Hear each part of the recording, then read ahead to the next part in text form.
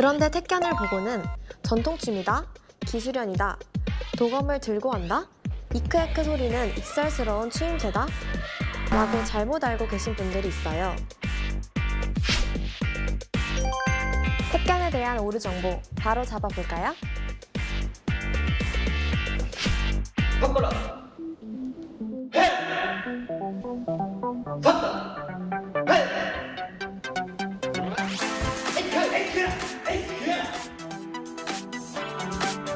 택견은 부드러운 동작으로 순간적으로 상대방을 압도하는 한국의 전통 무예이자 민속 경기예요. 도건 같은 도구는 쓰지 않는 맨손 무예입니다.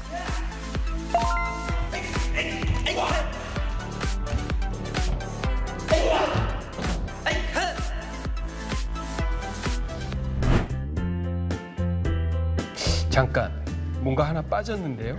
네? 뭘요? 택견은 중요 무형 문화재거든요. 1983년에 국가가 중요 무형 문화재로 지정했습니다. 그리고 2011년에는 무예로서는 최초로 유네스코가 인류 무형 문화유산에 등재했죠. 유네스코 인류 무형 문화유산으로 등재가 되었다고요? 그리고 세계 최초로요? 예, 세계가 인정한 거죠. 맞네요. 우리 고유의 전통 무예이자 세계가 인정한 문화재인 택견. 앞으로 많은 사랑과 관심 부탁드려요.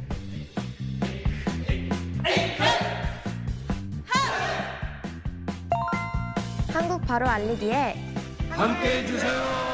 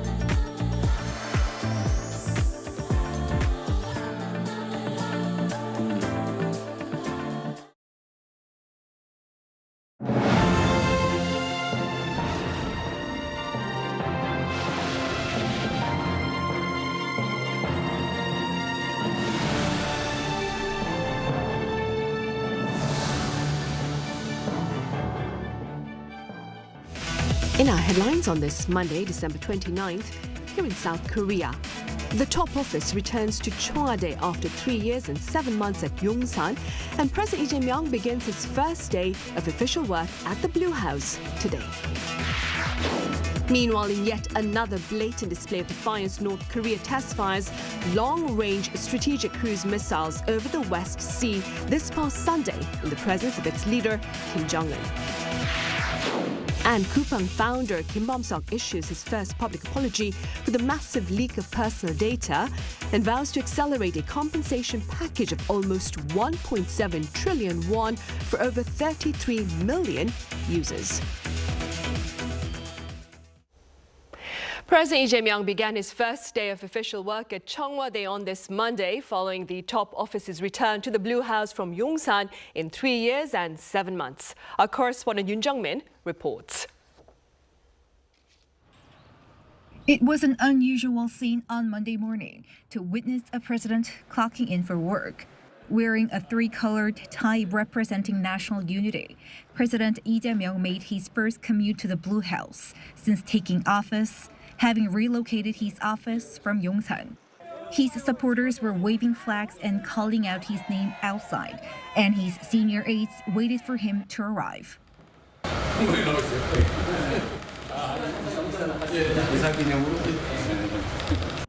On the stroke of midnight, the symbolic presidential flag, bearing a pair of phoenixes, was raised at Cheongwade, also known as the Blue House. With that, it has restored its name and status as the nation's top office. Upon arrival, he met aides over tea, where he was briefed on this year's exports and investment by foreigners, expected to be record highs, as well as the launch of a task force against transnational online scam crimes. He also visited the National Crisis Management Center, located underground, asking for a thorough defense readiness 24/7 to protect the lives of the people. The president will mostly stay at the Yeomingwan building rather than the main office building for close communication with his senior aides and staff. With the return to the Blue House, we will show the Lee Jae-myung-style pragmatism that prioritizes transparency and competency, restores communication with the public, and renews the status as a global pillar of diplomacy and defense. Lee will commute to and from work for the time being until the renovation of the official residence is completed. In 2022, former President Yoon Suk-yeol relocated the nation's top office to the building used by the Defense Ministry in Yongsan, where he declared martial law last year.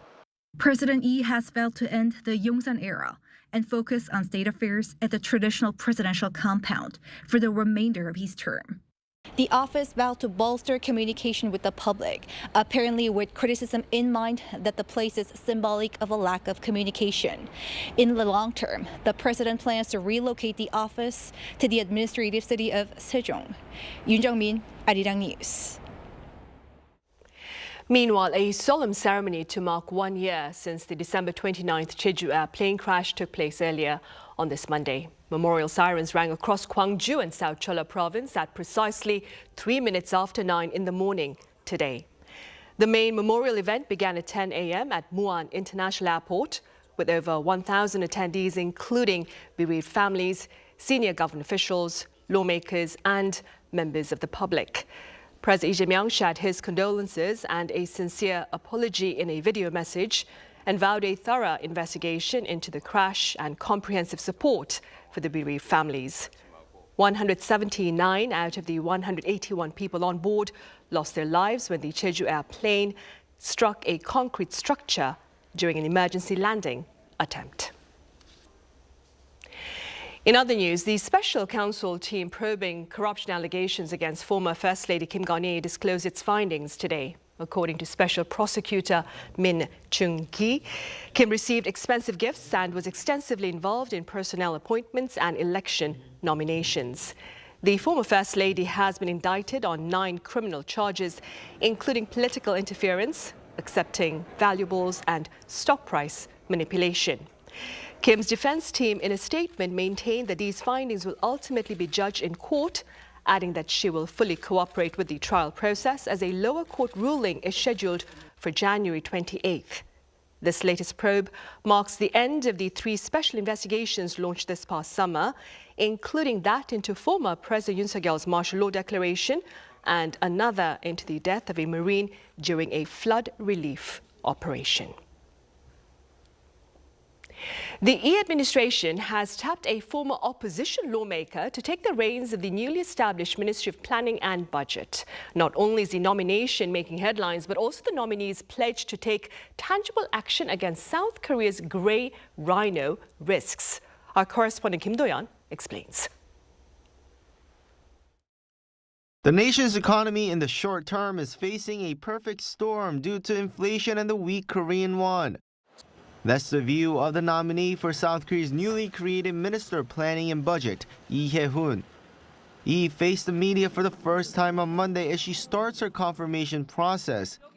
And in her long-term diagnosis, Hee says the nation has been ignoring its threats. I view the 5 major issues we are concerned about: the demographic crisis, the climate crisis, extreme polarization, the rapid transformation of industry and technology, and regional extinction as a gray rhino situation. These are dangers we are all aware of and have long been warned about, yet they become fatal threats when ignored or neglected. To tackle these gray rhino risks, the nominee argued that the government must fundamentally change how it operates. She stressed that the current method of short-term resource allocation is insufficient for solving complex, long-term problems. Instead, Hee proposed a systematic shift where fiscal strategy is tightly coupled with forward-looking policy planning. We need an approach that links planning with budgeting. It is not about allocating funds on a short-term, case-by-case basis, but rather a method where planning and the budget are synchronized with a vision for the future. This policy is a driving force behind the government's latest restructuring. Under a reorganization bill set to take effect in January, the massive Ministry of Economy and Finance will be split into 2 separate entities. The existing body will retain its focus on immediate policy execution and tax affairs. The new Ministry of Planning and Budget, which Hee has been tapped to lead, will be established under the Prime Minister's office. Its specific mandate is to function as a control tower for mid to long-term national strategy, ensuring that budget outlays are investing in future growth engines rather than just covering current costs. The nomination by President Lee Jae-myung came as a surprise. Lee Hae-woon is a former 3-term lawmaker from the main opposition conservative bloc and has been vocal against President Lee. The presidential office described the appointment as a symbol of unity and pragmatism. Officials explained that given the severe economic volatility, the administration prioritized expertise and legislative experience over political background, noting that the economy has no room for partisan division. Kim Do-yeon, Arirang News. Across the border, in yet another blatant display of defiance, North Korea test-fired long-range strategic cruise missiles this past Sunday in the presence of its leader, Kim Jong-un. Our foreign affairs correspondent Oh Soo-young follows this latest development. North Korea carried out a long-range strategic cruise missile launch drill over the West Sea, marking its second missile provocation in less than a week, with leader Kim Jong-un observing. The North state-run Korean Central News Agency says Sunday's launch involved flying long-range strategic cruise missiles over the West Sea airspace for about 2 hours and 50 minutes before their targets were hit. KCNA said the drill was intended to check the counter-strike readiness and combat capability of the North strategic weapons. Kim Jong-un, who watched the drill on site, reportedly conveyed his satisfaction. He said regularly checking the reliability and responsiveness of nuclear forces and continuing to demonstrate the power is an exercise of self-defense. He added that the regime would continue to focus all efforts on strengthening its nuclear combat capabilities. South Korea's military said it had indeed detected several missiles launched from the North Sunan area in Pyongyang at around 8 a.m. on Sunday, adding that North Korea could carry out additional missile tests around the year-end period. This comes just 4 days after North Korea test-fired a long-range surface-to-air missile over the East Sea on the 24th. Experts say with the ruling party's 9th Congress set for early next year, Pyongyang appears to be highlighting its military achievements. During the 8th Party Congress, North Korea has introduced 2 development plans. One of them is the 5-year plan for the defense development, and especially they emphasize 5 strategic weapons. So this long-range cruise missile is one of the 5 strategic weapons. It also looks like an external message as speculations continue over whether Kim could meet with US President Donald Trump to resume their face-to-face diplomacy, which broke down in 2019. Of course, this is also a message to the United States, and this so-called strategic missile means that it can have this nuclear warhead. So this is one of the many attempts by the North Korea that they are the de facto nuclear weapon state, and they have no intention to give up any kind of their nuclear weapons. Instead, they wanted to have a nuclear arms reduction talks. Seoul officials are hoping for a window for dialogue with North Korea early next year, especially around the time when President Trump is expected to visit Beijing in April. 오수영, Arirang News.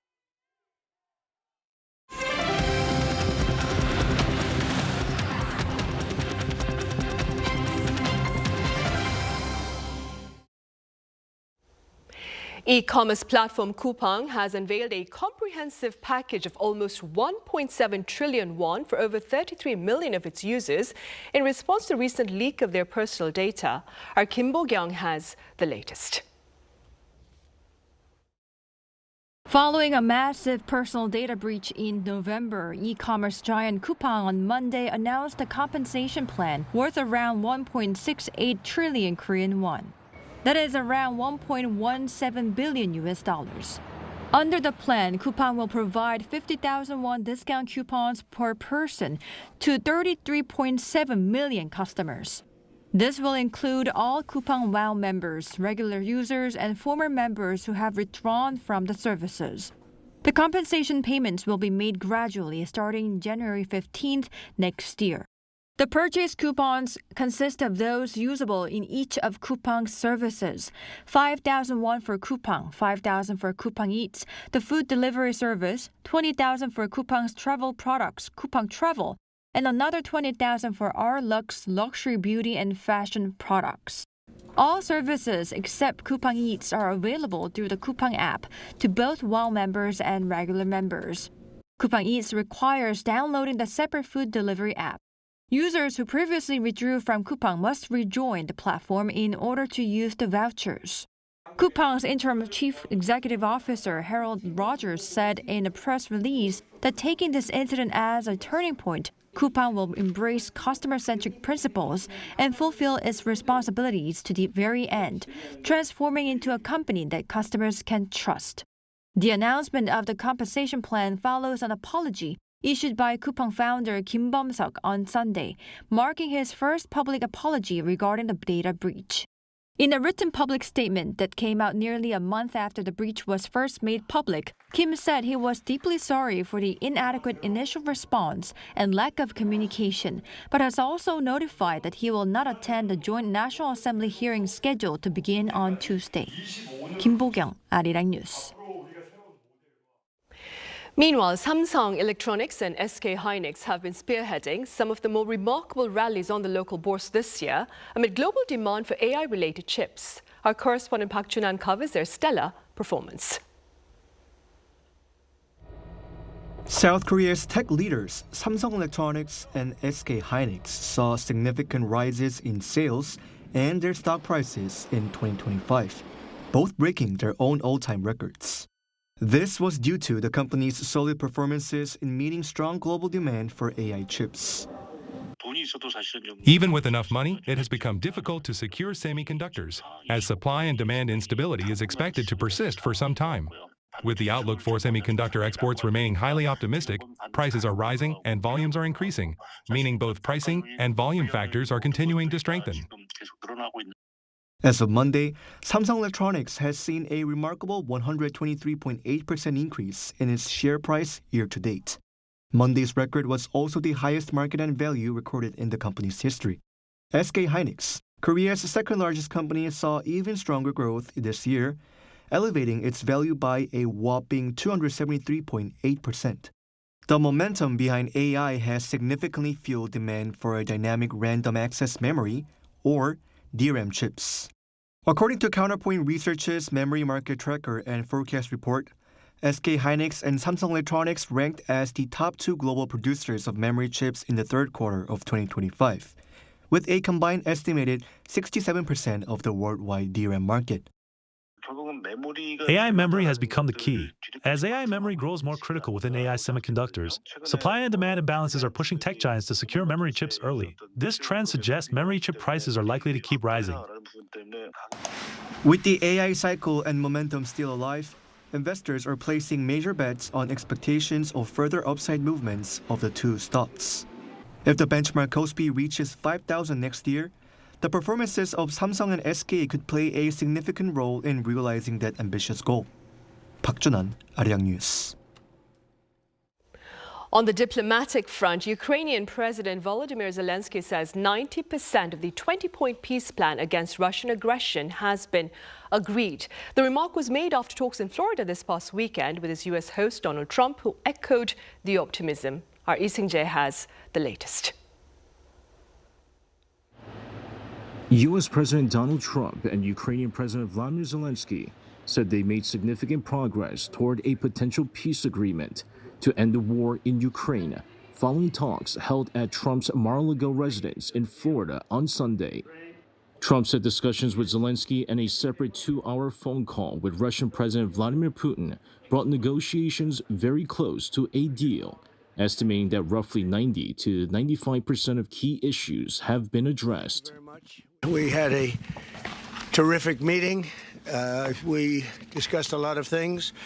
As you know, I had an excellent phone call with President Putin that lasted for over 2 hours. We discussed a lot of points, and I do think we're getting a lot closer, maybe very close. He emphasized that while major progress has been made over the past month, several thorny issues remain unresolved, including territorial and security arrangements.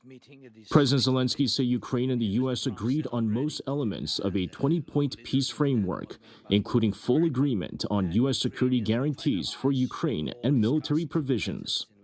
He said broader U.S., European, and Ukrainian security guarantees are close to completion, and a post-war prosperity plan is being finalized.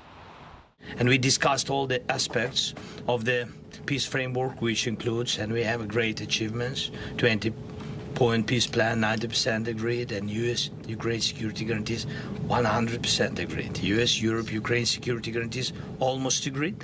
Military dimension, 100% agreed. Both leaders stressed that security guarantees are essential for lasting peace. The two leaders also held a joint call with European leaders, including representatives from NATO and the European Union, and agreed that negotiating teams will meet in the coming weeks. Trump said he plans to host follow-up talks in Washington in January. He added that discussions with Putin included Russia's role in Ukraine's reconstruction, stating that Russia would help and could supply energy and electricity at low cost. However, he confirmed that Russia has not agreed to a ceasefire, citing Putin's concern about halting fighting and potentially restarting it later. On timing, Trump said a deal could be reached within weeks if talks continue positively, but acknowledged there is also a chance negotiations could fail. Both leaders concluded by reaffirming their commitment to continued negotiations, with Trump saying he remains focused on ending the war. Ising-jae, Arirang News. Up next, we tell you about a temple stay with a twist, currently under a pilot program here that seeks to balance the art of meditation with the sport of curling. Our An Sung-jin files this report following a first-hand experience. Along Korea's east coast, overlooking the East Sea, Naksansa Temple has long drawn visitors seeking a pause from everyday life, a place for retreat and reflection. Whenever I feel down, I often return to temple stays because they offer some healing and a chance to look at the natural landscape. Since it's the end of the year, I wanted to wrap up the year well, stepping away from everyday life, so I came here with a friend. Naksansa's temple stay program includes a guided tour of the temple grounds and the iconic 해수관음상, a statue gazing out toward the sea. Visitors can also take part in traditional meditation programs such as tea meditation, which emphasizes mindfulness through ritual, and singing bowl meditation, known for its calming vibrations. But this winter, Naksansa Temple is offering something entirely new.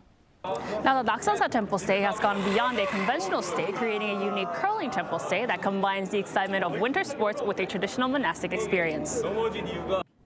Curling, often described as chess on ice, shares similarities with meditation in that they both bring the mind into focus while caring for the body.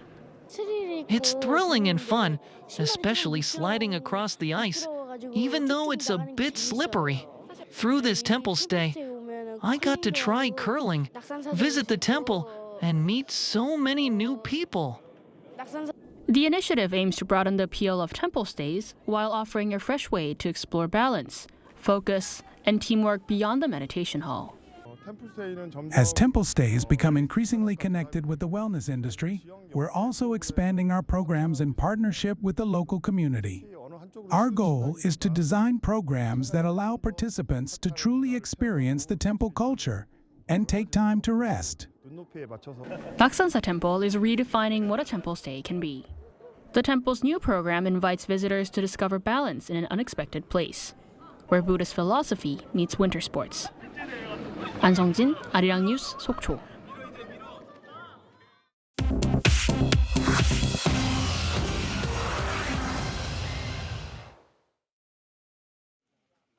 This is The World Now, bringing you everything you need to know from around the globe. We start in Suriname, where a brutal knife attack has left 9 people dead, including 5 children. Police officials say a 43-year-old suspect targeted his own children and neighbors who tried to intervene.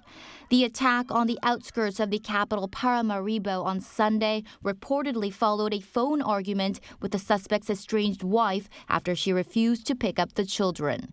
Authorities arrested the suspect after he attempted to attack responding officers. He remains under hospital care for injuries sustained during the arrest. While Suriname traditionally has low crime rates, the national homicide rate saw a sharp spike to 30 per 100,000 residents in 2024, according to Inside Crime. In the United States, a mid-air collision between 2 helicopters over New Jersey has killed 1 pilot and left another in critical condition.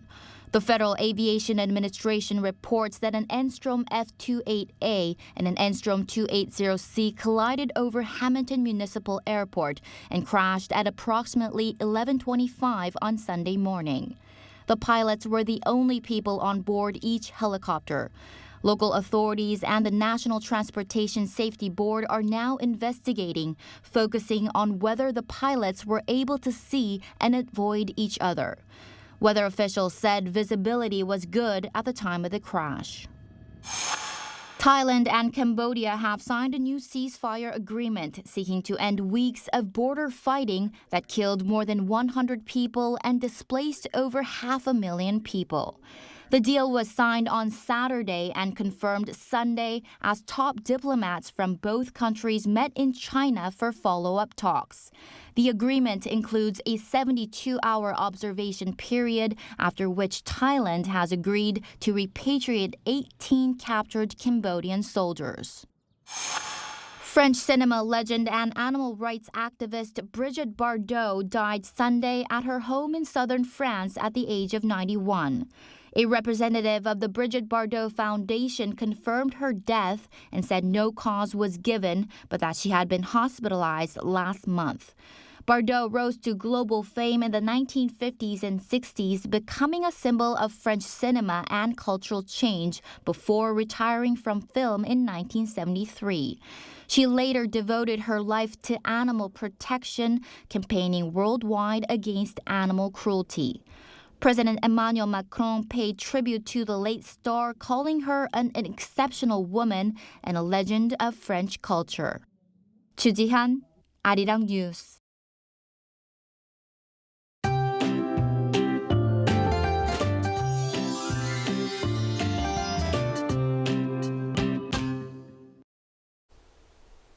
Rain clouds gradually moved away this afternoon, only to be replaced by a blanket of fine dust in the skies. Ultrafine dust levels soared to a bad level, with fog and pollution mixing to create a thick haze. The Seoul metropolitan area and the Chungcheongdo provinces in particular saw levels spike to very bad temporarily. The good news is that the air will be clear tomorrow. Seoul's daytime high reached 8 degrees Celsius, about 6 degrees warmer than the average. With cold air moving in overnight, a strong cold snap is expected again around the new year. On New Year's Day, temperatures could drop to as low as minus 11 degrees in Seoul. Tomorrow morning, Seoul and Daejeon will plunge to minus 3 degrees. Chuncheon starts at minus 5 degrees. Highs will move up to only 2 degrees in Seoul and Chuncheon, 9 degrees in Busan. Dry conditions have been continuing along the East Coast. Please take extra precautions. That's all for Korea. Here are the weather conditions around the world.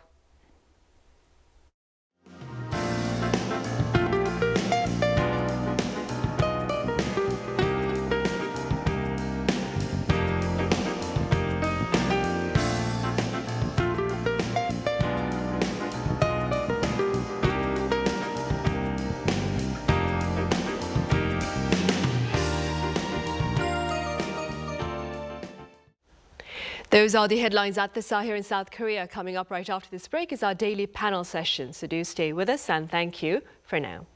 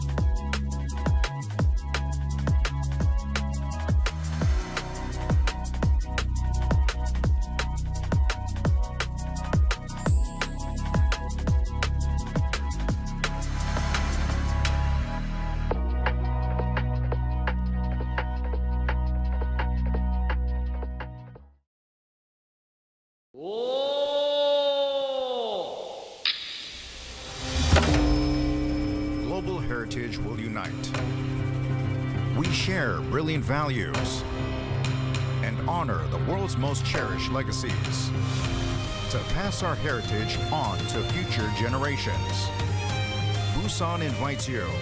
The 48th session of UNESCO World Heritage Committee, July 2026, Busan, Korea. Gyeongju, a city that holds 1,000 years of history. The cherished values preserved over time have shaped who we are today. Now, through new encounters, we step into a better future. Sustainability, innovation. With the spirit of connection, a new millennium story begins. As APEC and Gyeongju come together. APEC meets Gyeongju.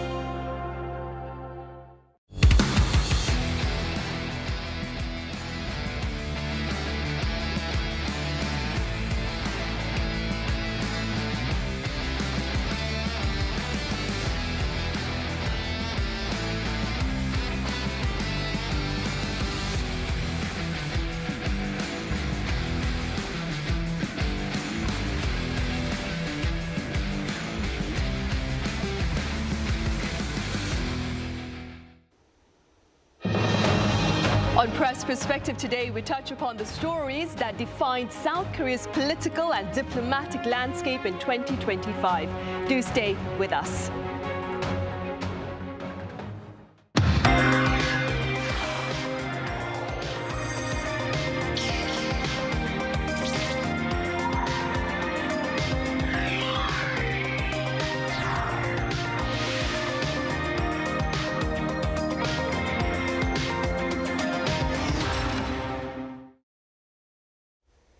Hello and welcome to Press Perspective for this final Monday of December 2025. I'm Min Hee. Now, starting today, that is December 29th, until Wednesday, that is December 31st, we shed light on the news that made headlines here in South Korea this year. And in our first installment, we delve into the stories that define South Korea's political and diplomatic achievements.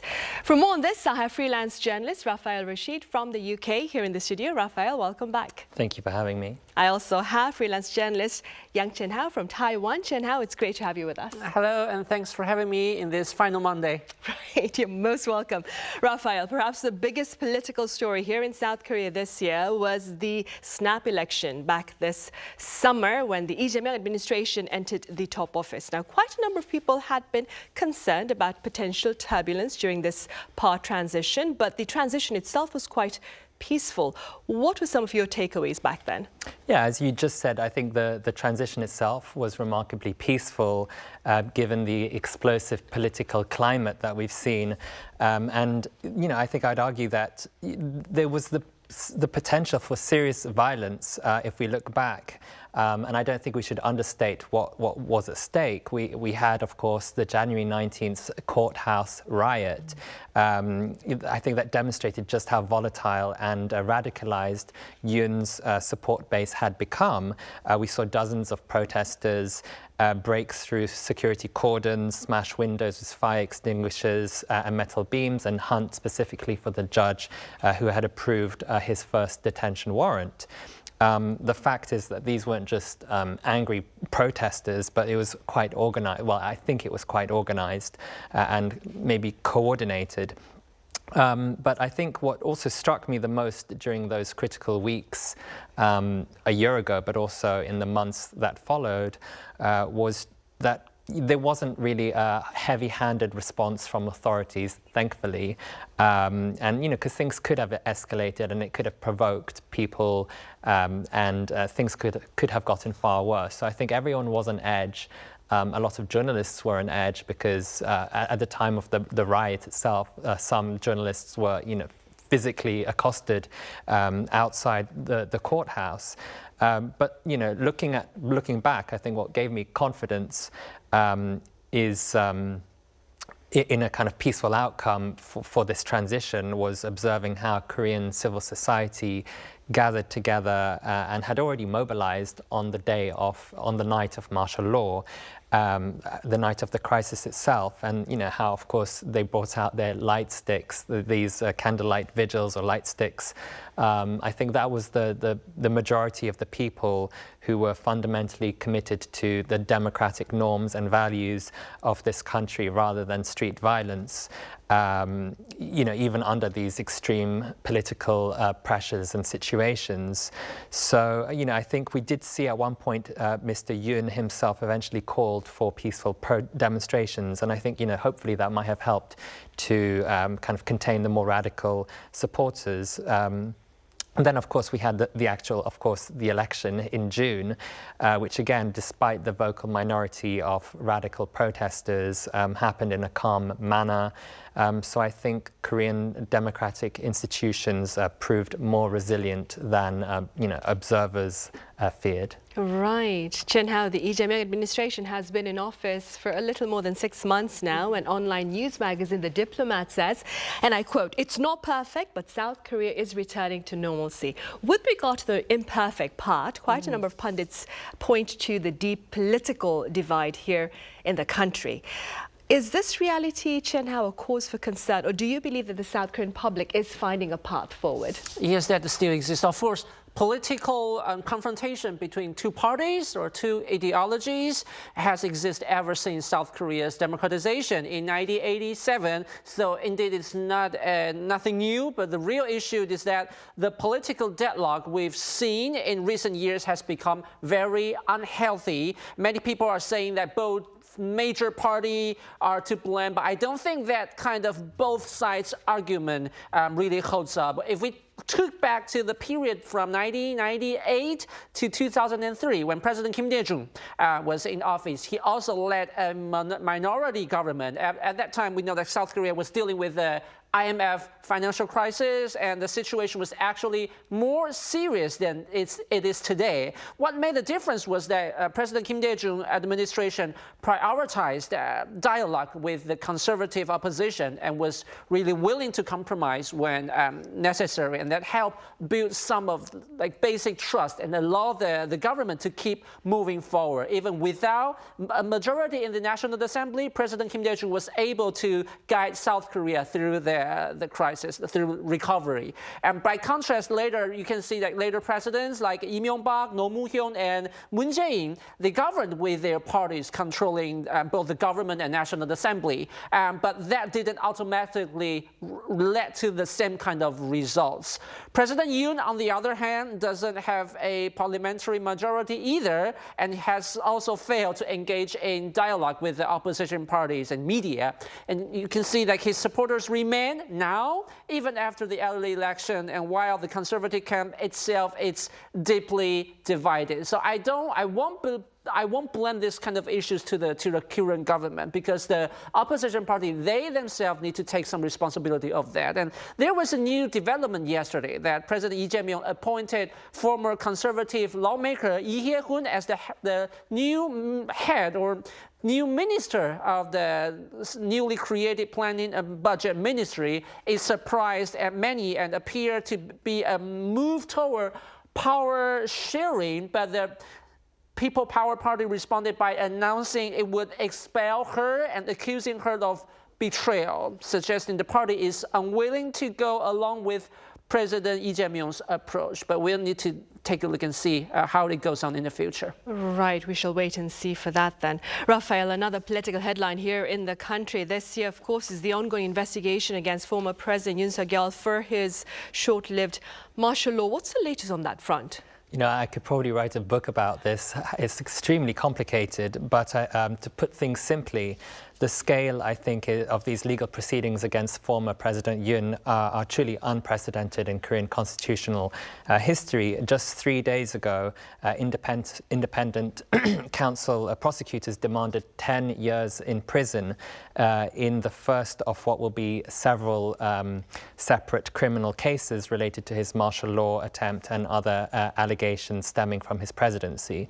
So this initial trial covers charges including blocking investigators who basically tried to arrest him earlier this year and were unsuccessful. But this is actually just the smaller case.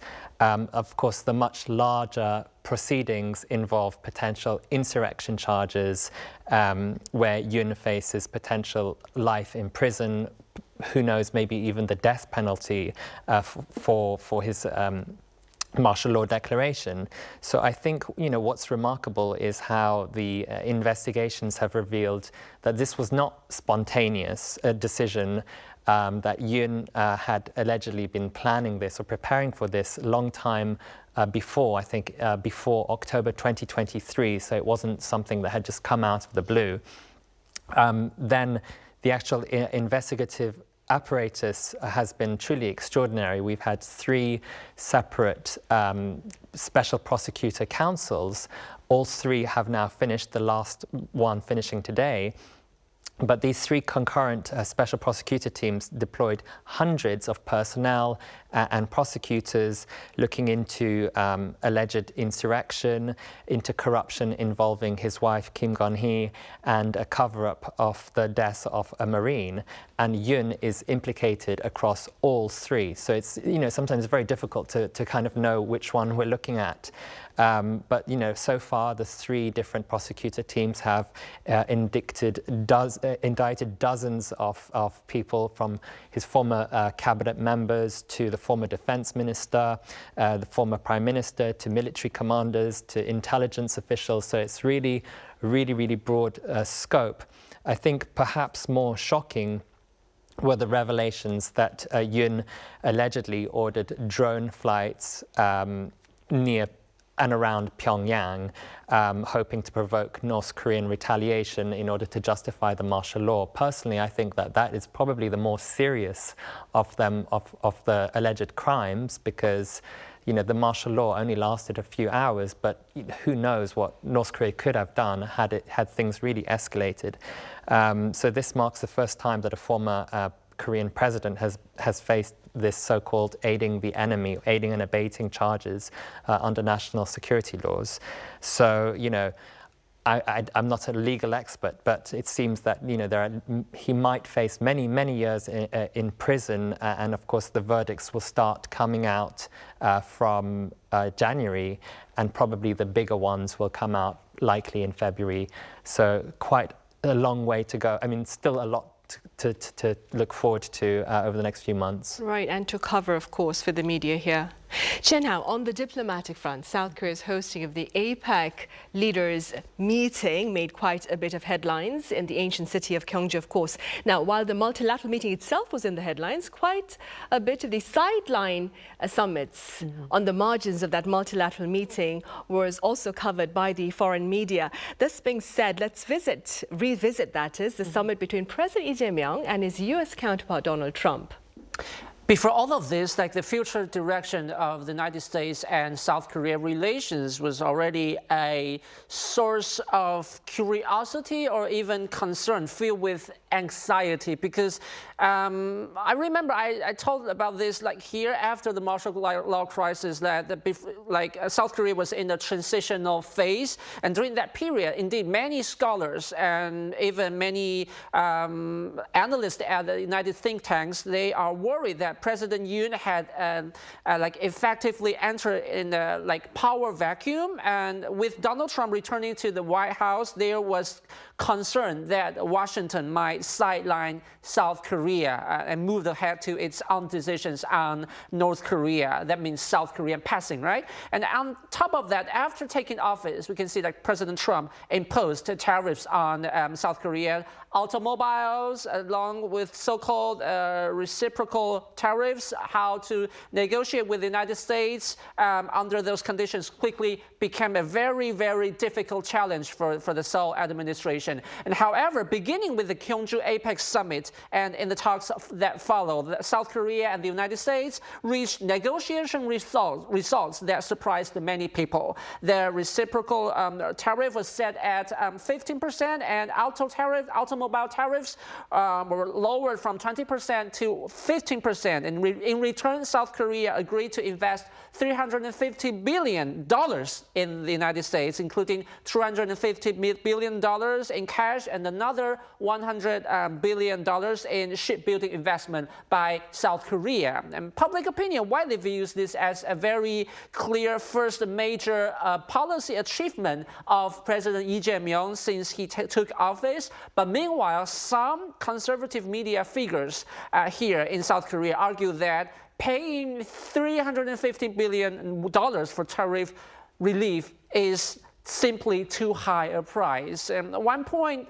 worth noting, though, is that President Trump agreed to President Lee Jae-myung's request for United States technology support to help South Korea build up its nuclear-powered submarines. As we discussed last week here in the program, the two countries have already begun consultations on this issue and have agreed on how to establish the necessary legal framework. So the key question is, is spending $350 billion worth it for tariff relief and for the ability to build nuclear-powered submarines. I think this is something we need to keep watching very closely. South Korea might end up spending even more enormous sums on these submarines, and it remains to be seen whether the security benefits they provide will truly be enough to protect South Korea itself and other democracies in the region. Right, and beyond the bilateral summit between Seoul and Washington, Raphael,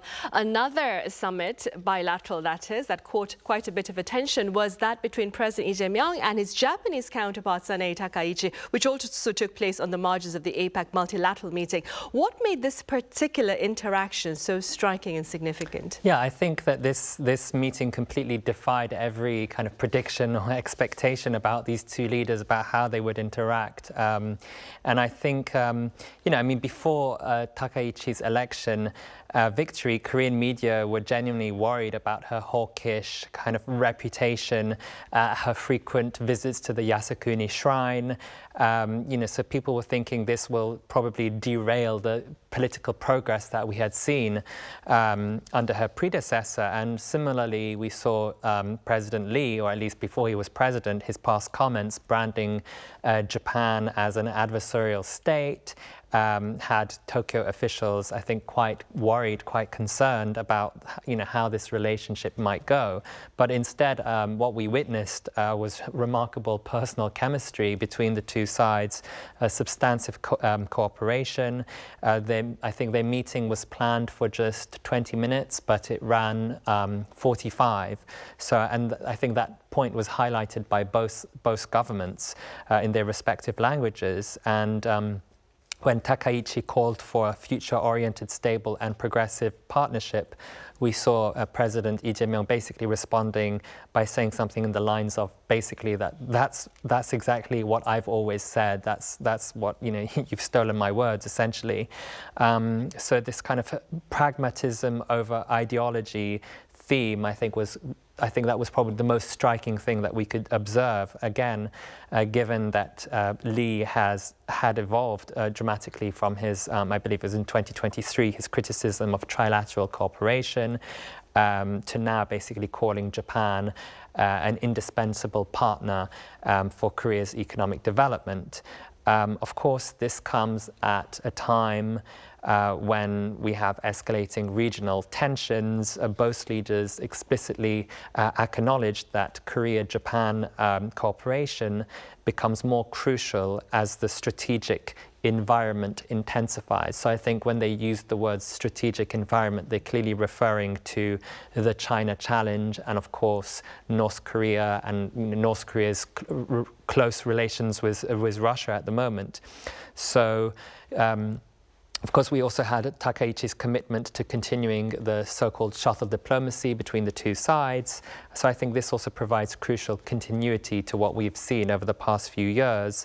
And similarly, you know, President Lee's pivot showed that, I guess, leaders can indeed pursue this pragmatic cooperation when national interests align. Right, and staying with bilateral summits, Shin-ha, following his talks with his Japanese counterpart, President Lee Jae-myung also sat down with his Chinese counterpart, Xi Jinping, that is after the APEC gathering.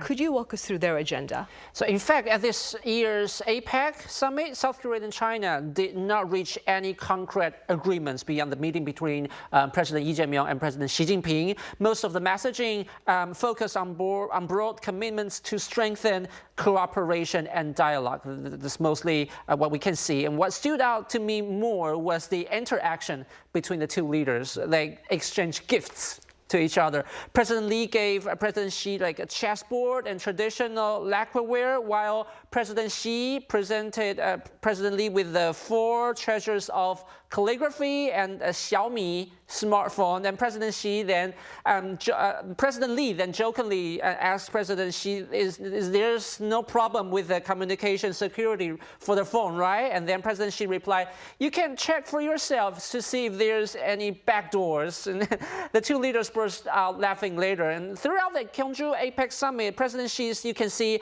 in the whole progress, President Xi's facial expressions was largely stiff. She doesn't smile, but but during the gift exchange, you can see where President Lee made this, what was actually a very sensitive joke. President Xi did smile. That moment was quite striking and very interesting. And tensions between South Korea and China remain significant since the THAAD issue happened in the end of 2016. And China has continued to restrict South Korean artists from holding concerts or filming screening, which is commonly known as the Korea Wave ban. And despite the more Chinese-friendly approach of former President Moon Jae-in and in the strong pro-U.S. stance of former President Yoon Suk-yeol, South Korean and China relations have not recovered yet. And after the martial law crisis involving President Yoon, we can see that South Korea also saw a surge of anti-China sentiment among President Yoon's strong far-right supporters. At the same time, internationally, we can see that China's threats toward Taiwan, they have intensified, and Beijing reacts very strongly to the comments by the newly elected Japanese Prime Minister Takaichi that the Taiwan contingency is a Japan contingency, triggering various forms of retaliation against Japan. And with those kind of irrational emotions running high, both at home, domestically, and abroad, how President Lee Jae-myung choose to navigate and handle and manage this kind of tensions going forward is something I will continue to monitor, to watch closely. Right. In the meantime, Raphael, very quickly, with regard to North Korea, a more recent story is making quite a bit of international headlines. South Korea is reportedly easing access to North Korean media. Could you give us some background context? Yeah, I think this represents a very significant shift from South Korea's traditional approach to North Korea information since the 1970s. So basically, they will kind of allow for the Rodong Sinmun, which is the state newspaper from North Korea, to be accessible. When we say accessible, it's the print copy. Normally, the print copy, there are several places in South Korea where we can access this North Korean information in designated places. Of course, you need to register in advance and get approval in advance. But now, well, hopefully soon, that won't be the case, and we'll be able to access it freely. This does not extend to websites, though. But I think that this is in line with President Lee's broader engagement strategy and making North Korea a bit more accessible to people and try to understand both sides, which is maybe one first step to kind of rapprochement between the two sides. Right, as he seeks dialogue across the border, of course. All right, I'm afraid that's all the time we have today. Raphael, as always, thank you very much for your insights. Thank you. Chen Ha, thank you very much for your time and your thoughts. Thank you. Happy New Year. Right, Happy New Year. Right, on that note, we say goodbye for today. We return same time tomorrow with a look at the economic stories of 2025 for South Korea.